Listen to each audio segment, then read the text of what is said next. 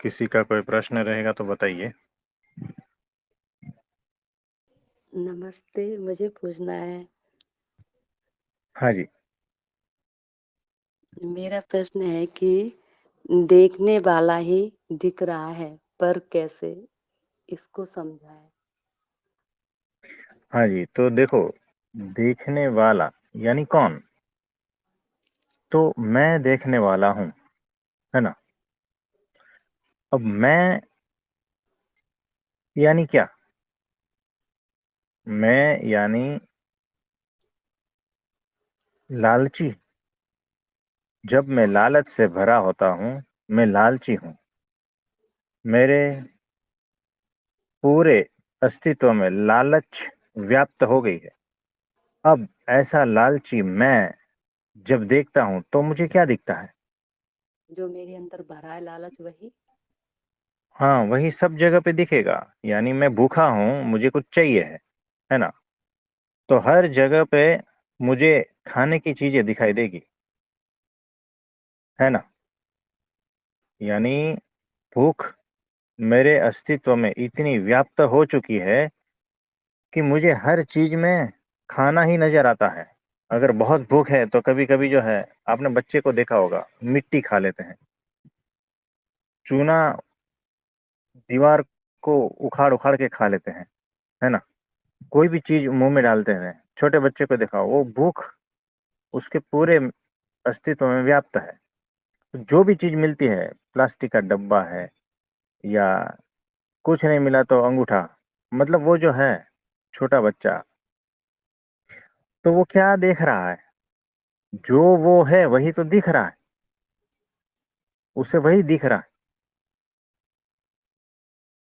वो भूख है तो उसे सारा कुछ उसी प्रकार का ही दिख रहा है, खाने की ही चीजें दिख रही हैं।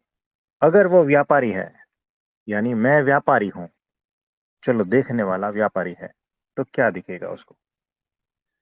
उसको हर जगह पे बिजनेस दिखेगा। धूल से भी वो बिजनेस का ही बात सोचेगा। बिजनेस धूल में भी दिखेगा उसको। पानी में भी बिजनेस दिखेगा। यानी इस पानी को कैसे मैं ये करूं और बेचूं और पैसा कमाऊं। हर जगह पे उसको पैसा दिखेगा। धूल में भी वो पैसा देखता है। हमें धूल दिखती है, दूसरे को पानी दिखता है, तो लेकिन उसको पानी में पैसा दिखता है। तो जो अत्यंत प्यासा है उसको तो पेट्रोल में भी पानी दिखेगा, है ना। तो मैं कौन हूं? मैं जैसा हूं, मैं देखने वाला हूं, तो उसी हिसाब से मुझे सारा कुछ दृश्य दिखेगा। यानी देखने वाला ही दिख रहा है। मैं अगर गरीब हूं तो मेरे मन में बहुत सारे ख्याल आते हैं। देखता क्या हूं मैं? मुझे सब जगह पे जो है ना, या तो अमीरी दिखेगी या तो गरीबी दिखेगी।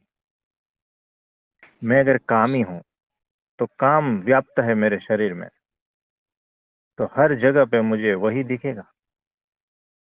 मैं अगर पुरुष हूं, देखने वाला अगर पुरुष है तो सब जगह पे उसको स्त्री दिखाई देगी।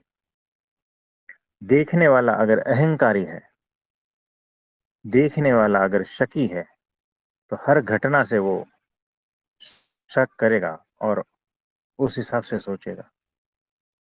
देखने वाला अगर डॉक्टर है तो बीमारी ढूंढ ही लेगा कहीं ना कहीं से। देखने वाला ज्ञानी है, अज्ञानी है, कैसा है, पापी है, साधु है। अच्छा, देखने वाला अगर अंध है तो क्या दिखेगा? तो उसको अंधेरा दिखेगा। हाँ, ये वैसा ही है। तो जिस दुनिया में वो रहता है ना, हर वक्त, यानी भीतर की जो दुनिया एक होती है, सबकी अलग अलग होती है। भीतर के विचार, भीतर के भाव, भीतर की मान्यताओं से एक भीतर दुनिया बनती है। और उस दुनिया में हमेशा वो चौबीसों घंटे रहता है। तो उस प्रकार का वो हो जाता है। तो देखने वाला वही देखता है जो वो है। तो जिस दुनिया में वो हमेशा रहता है ना भीतर, वही उसको दिखता है। आप समझ पा रहे हो? जी। तो ये है, देखने वाला ही दिखता है। अब देखो, यहां से एक स्टेप ऊपर चढ़ते, यानी मन बुद्धि चित्त अहंकार, ये सारा कुछ खेल तो हमने देख लिया अभी। इससे ऊपर परम शून्य में जब जाते हैं, जब आत्म तत्व में स्थित होते हैं, तब क्या दिखता है उसको? उसका भी मुझे नहीं पता क्या दिखता होगा। देखो, उसको फिर जो है, अगर वो निर्दोष की अवस्था में है, सारा कुछ निर्दोष दिखेगा। अगर वो साक्षी की अवस्था में है, तो सिर्फ साक्षी बनकर ही दिखेगा, आईने की तरह दिखेगा। अगर पृथ्वी की दृष्टि से देखा जाएगा, तो सारी सारी चीज उसको पृथ्वी ही नजर आएगी। अगर एनर्जी की दृष्टि से देखे, तो सब कुछ उसको एनर्जी दिखाई देगा। यानी वो खुद कैसा है, वो खुद क्या है, और वो खुद कौन से सेंटर से देख रहा है ना, वही उसको दिखेगा। यानी देखने वाला कौन से सेंटर पे है, वो दिखेगा। देखने वाला आत्म तत्व के सेंटर पे है, तो सब जगह उसको आत्म तत्व ही दिखेगा। तो मुझे बताओ, जिसको हर कण कण में परमात्मा दिखता है, तो वो कौन से सेंटर पे स्थित होगा? ब्रह्म स्वरूप में। हाँ, यानी कि वो भक्त के सेंटर पे भी स्थित हो सकता है, और ब्राह्मी स्थिति को भी, उस अवस्था में भी स्थित हो सकता है ना? तो वहां से कण कण में परमात्मा दिखता है। तो देखने वाला कौन है, देखने वाला क्या है, और देखने वाला कौन से सेंटर पे स्थित है, उस हिसाब से उसको सब कुछ दिखेगा। तो देखो, एक बार जो है ना, एक कुत्ता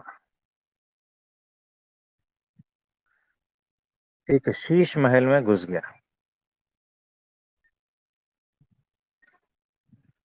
अब शीश महल में बहुत बड़े बड़े कमरे थे। हर कमरे में अनेकों हजारों जो है ना, आईने लगाए हुए थे, मिरर, शीशा, है ना? यानी आप वहां जाकर खड़े हो जाओगे ना, तो हर तरफ आपका ही प्रतिबिंब दिखेगा। तो रात को वो घुस गया,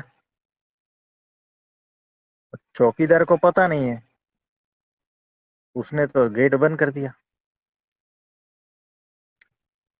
लेकिन वहां पर वो कुत्ता देखता है, तो उसके हजारों प्रतिबिंब एक एक कमरे में। और ये देखकर जो है ना, ऐसा कभी देखा नहीं था कुत्ते ने, एक साथ हजारों हजारों कुत्ते उसके सामने। कुत्ता खुद को कैसे पहचाने, कभी देखा ही नहीं ना।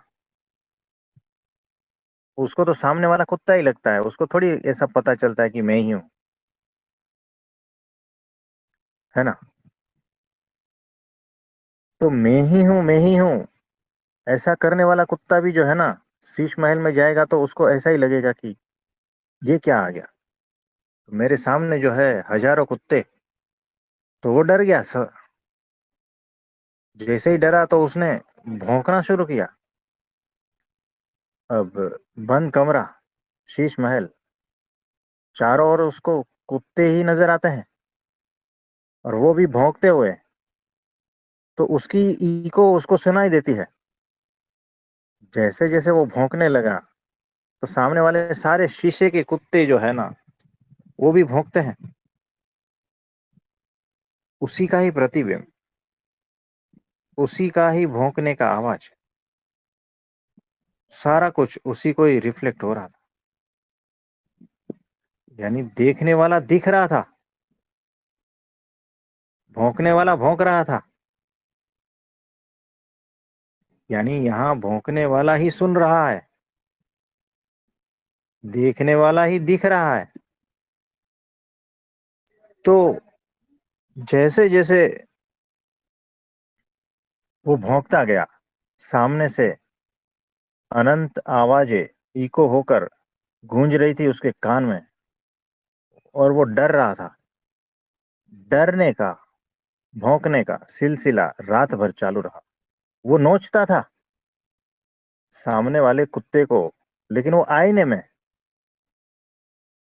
तो बहुत थका हारा, है ना। हजार हजार कुत्ते से लड़ेगा कैसे वो, लेकिन लड़ रहा था अपने हिसाब से, भौंक रहा था। सुबह होते होते मर गया। देखो, ये सारा जगत जो है ना, ये वैसा ही है, शीश महल की तरह। हम जैसे हैं वैसे दिखेगा। हम अगर व्यापारी है, शीश महल में व्यापार दिखेगा। अहंकारी है, कपटी है, लालची है, जो भी हम है ना, वही सारा दिखेगा। तो भौंकने वाला ही भौंक रहा है, भौंकने वाला ही सुन रहा है, देखने वाला ही दिख रहा है, डरने वाला ही डरा रहा है। तो यही सारा कुछ खेल चल रहा है यहाँ पर। तो आत्म स्थिति में जो आ गया है ना, तो हर तरफ वही रहेगा। जो होनेपन में आ गया ना, तो हर तरफ वही रहेगा। तो इसमें कुछ पूछना चाहेंगे? हाँ, जैसे आपने बताया ना कि वो सारे हमारे ही स्वरूप हैं, हाँ। तो वो स्वरूप अलग अलग इंसान के रूप में आते हैं। जैसे कि डर, हाँ। तो किसी न किसी रूप में किसी न किसी सदस्य के द्वारा हमें डराया जा रहा है। तो वो हाँ। डराया जा रहा है, लेकिन वो डर हमारे अंदर का निकल के उस सदस्य के द्वारा हमारे पर हावी हो रहा है। ये समझ में हाँ, आया ना? रिफ्लेक्ट हो रहा है, वही है। यानी मेरे मन ने एक इमेज बना ली है कि ये आदमी से डरना है ना। कुछ घटना घटी होगी, उसके बाद में फिर डर बैठ जाता है। फिर वो आदमी जब सामने आता है तो डरते हैं। हमारा ही माइंड का गेम है। वही छिपा हुआ डर बाहर निकल के आता है। बाहर का तो जो है सारा बहाना है ना। और हमारी इमेज अलग अलग लोगों ने अलग अलग बना के रखी है। वही हम देख रहे हैं, वही वापस वापस मुड़कर आता है हमारी ओर। तो हमने जिससे जैसा बिहेव किया है, उसकी परछाई उसके मन में है, सामने वाले के मन में है। और कभी ना कभी वही परछाई हमारे सामने वापस आएगी। जैसे कुत्ता भौंकता है, तो उसको भौंकता हुआ ही नजर आता है। तो ये सारा कुछ बेहोशी में किया गया हुआ कृत्य है। कुत्ते को पता ही नहीं है हो क्या रहा है ना। वैसे हमें भी पता नहीं है इस जगत में हो क्या रहा है। ये सारा कुछ कुछ उसी तरह से ही चल रहा है। ध्यान से देखे तो एक हम है, और चारों ओर आईना है। और इस चारों ओर जो आईना है उसमें हमारा ही प्रतिबिंब, हमारी ही ध्वनि, हम ही है चारों ओर। और क्या है, कुछ भी तो नहीं है। और वही सारा कुछ रिवर्स होकर हम पर आता है। और यही कुत्ते का खेल है, सुबह तक मर जाना है बिना जागृत हुए,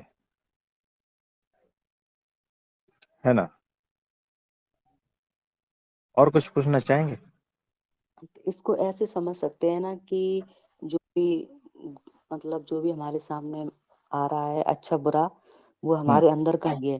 तो एक तो ये समझ सकते हैं कि सामने वाला इंसान निर्दोष है, क्योंकि जो हमारे अंदर है वो मनुष्य रूप में हमारे सामने आ रहा है, वो हाँ निर्दोष ये है। ऐसा और ये और दूसरा ये कि वो इसीलिए आ रहा है कि जैसे डर है, क्रोध है, काम, मोह, अहंकार, ईर्ष्या, ये सारा आ रहा है। तो वो हमारा इसको दो तरीके से ले सकते हैं। एक तो हमारा अंदर जो भरा है इसीलिए आ रहा है, दूसरा इसलिए आ रहा है कि उसको देखकर वो हम उसको सुधार कर लें, निकाल लें।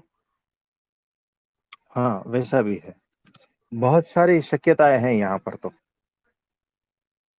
तो आईना बेचारा तो निर्दोष है, आईने को तो कुछ भी पता नहीं है हो क्या रहा है, और ना ही कुत्ते को पता हो रहा है ये हो क्या रहा है ना।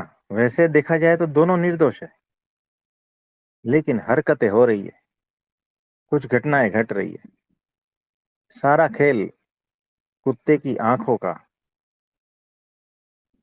आंखों द्वारा जो भीतर जा रहा है, और उससे जो कुछ पैदा हो रहा है ना, बस वही उसकी मौत का कारण बन जाता है। तो हमारा अज्ञान कि ये हो क्या रहा है, वही हमारा मौत का कारण बनता है। मौत का यानी क्या, मतलब वही चक्कर, दुख का। हम्म। इसको तो जो आत्मिक स्थिति वाले हैं वो तो ऐसे ले सकते हैं ना कि हम दोनों ही निर्दोष है, ये लीला चल रही है। जो आत्मिक स्थिति में नहीं है वो इसको ऐसे ले सकते हैं ना कि ये हमारे ही कर्म है। अच्छा बुरा वो हमारे सामने आ रहा है, तो उसको देखकर अंतर्दृष्टि करके अपनी कमियों पर काम कर सकते हैं, धीमे धीमे एग्जैक्टली आत्मिक exactly, स्थिति में बढ़ सकते हैं। यही है यही है यही है, बराबर है। तो आपने बहुत अद्भुत बताया है, मतलब इतना अच्छे से समझ में आया है कि मैं बता नहीं सकती। बहुत बहुत आभार आपका। हाँ जी, मेरी नमस्ते। अंतर्दृष्टि हो रही है। नमस्ते।